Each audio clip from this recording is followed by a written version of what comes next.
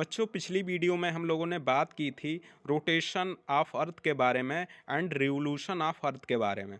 तो जो rotation of earth होता है उसके कारण दिन और रात होते हैं और उसे हम स्पिनिंग ऑफ अर्थ भी कहते हैं। और जो दूसरा रिवोल्यूशन होता है उसके कारण सीजन चेंज होते हैं।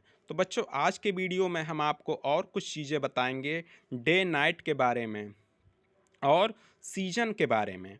तो बच्चों जो हमारा अर्थ होता है आप लोग जानते होंगे कि वो अपने एक्सिस पर रोटेट करता है। तो जब कोई भी चीज़ रोटेट करती है, जैसे आप एज्यूम कर लीजिए कि ग्लोब है, तो जब आप उसे घुमाते होंगे तो ग्लोब का एक पार्ट आपके सामने होता होगा और एक पार्ट आपके पीछे होता होगा। तो आप एज्यूम कर लीजिए कि जो पार्ट आपके सामने है वो सन के सामने है।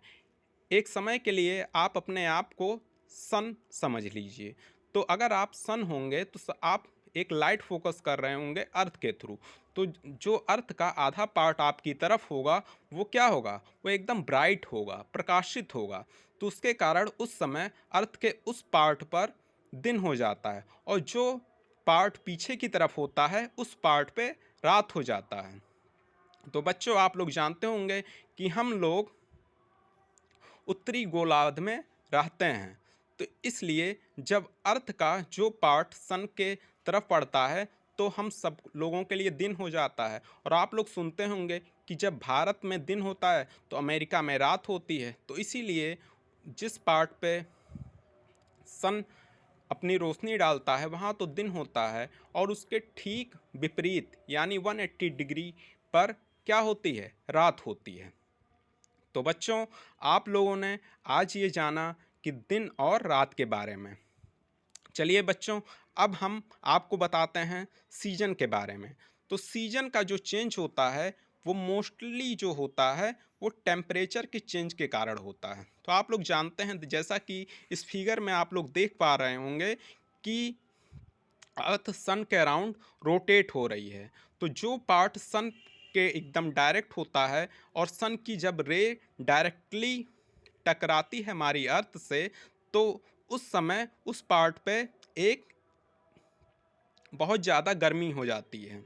और जो पार्ट सन के विपरीत दिशा में होता है उस पार्ट पे उस समय रात हो जाती है।